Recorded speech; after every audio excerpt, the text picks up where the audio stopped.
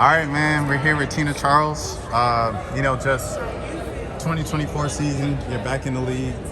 I guess, just how was this past year for you, I guess, first of all? I mean, the last season that I didn't play. That's Yeah. the question. This past year was just a whole lot of growth. Sometimes you got to take yourself away from something in order to appreciate it more, in order to align yourself with the values that you need. I'm just so thankful to God for my faith and just being able to abide in Him. But last year was just all about personal growth and just strength and just certain characteristics that was needed for me to be in position for what He had next for me. How are you feeling right now, just physically? Physically, I'm sore. Physically, I mean, we're doing 2-a-days back to back, so there's gonna be a lot that comes with it. But I'm thankful for Tanisha, the coaching staff we have, because they were player coach, so they know to take me out of drills here and there, considering my age. But I mean, physically, I'm aligned with nothing out of the ordinary from anything in the past of doing 2 practices in a day. What is it like when you get to this stage of your career, when you're playing for Coach Wright, someone that you played against for so many years, when you played against, some of the media members like Angel Gray behind you, just what is that like, kind of being like one of the OGs and everything like that with that experience? It's a lot of emotions, especially when it comes to the subject of Tanisha. She's meant so much to me as a woman off the court. It's like a sisterhood that we have, a family, and just to be able to have the opportunity to play for her. I know she's gonna put me in the right positions.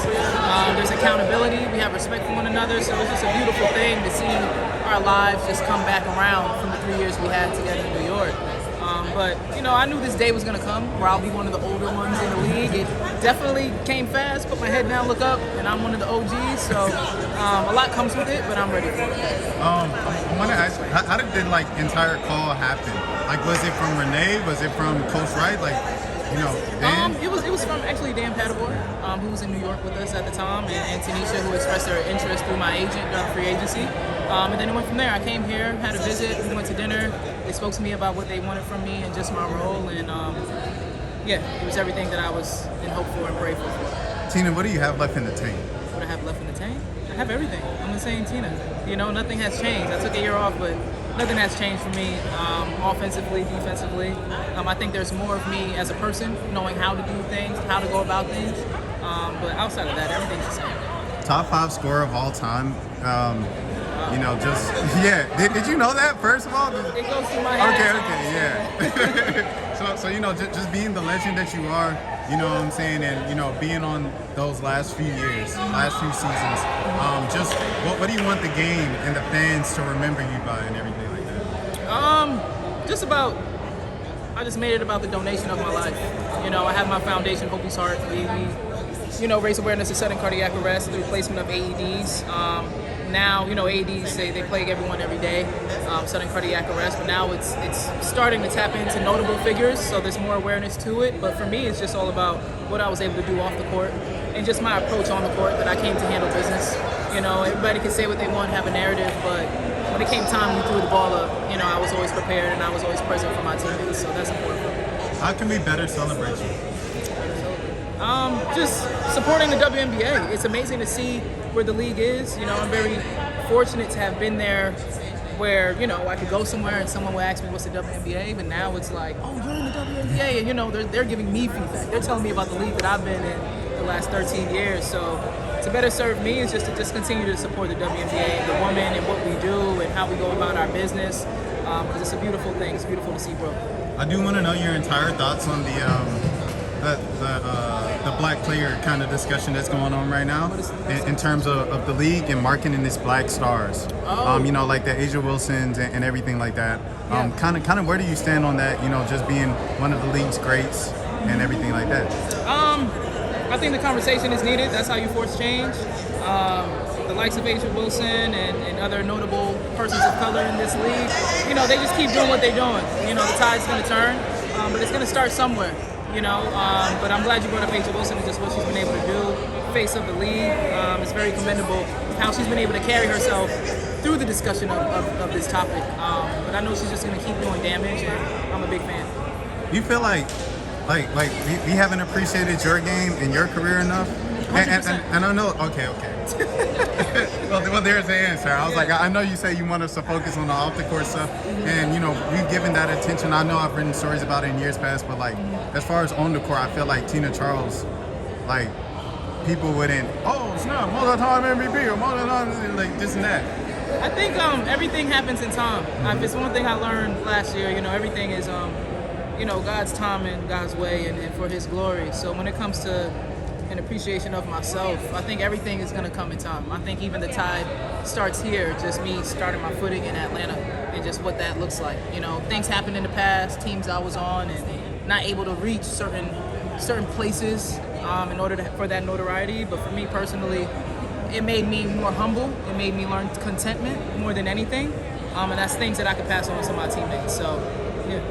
What happened the last year you played with Seattle and Phoenix? What happened that year? It seemed like it was just kind of weird. Like from an outside, standpoint, it was just like, what happened? I don't know. For me personally, I don't think this is the place to discuss what happened. But for me personally, just trying to win championship. I think that's the least I can say.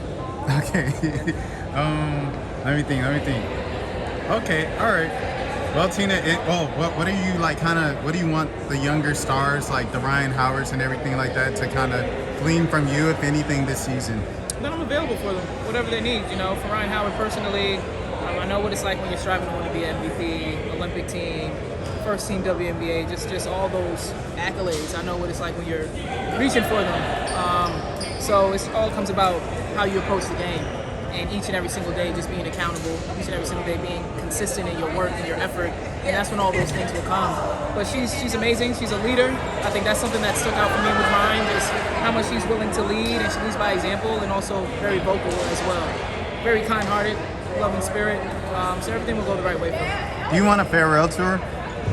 No, I'm not the type. I'm the type where maybe I'll just retire, as I did last year. I thought I was retired. Mentally, emotionally, I put myself in that boat of retirement, but God worked things out another way. Have you ever said that before? Not publicly, no. Thank you, I appreciate that. Yeah. With Candace, one of your peers and everything like that, what do you just want to say for Candace and her career and her influence? Just thank you. Candace Parker allowed me to have a competitive edge, seeing her game. There's an element of her game that I wanted in my package. I remember going to my trainer and watching her video, watching her film. Just what she's been able to do, not only on the court but off the court, being in different spaces, just being in the platform of broadcasting, and just having like a person that looks like me for other women to see, and boys as well, to see someone that looks like them on that platform. Just how she is with her family, just how she's always carried herself. I was her USA teammate, and that was great. Played against each other here, overseas. She's always asserted herself in a certain way of how she handled her business, and I definitely took that from her. But just thank you for the years. Thank you for. She was the first notable woman, like how the tide is going for Caitlin and Asia. She was the first one to carry that and to embrace that. Being a mother at a young age, it's impacted so many people in different ways. But she's one of one. So I'm very thankful for her, and thankful I was able to be around for her era. Tina, is there anything else that you'd like to add that you haven't added already? Just keep the eyes on Atlanta. I think we're gonna do some things and shock a lot of people in the city. All right, appreciate it so much, Tina.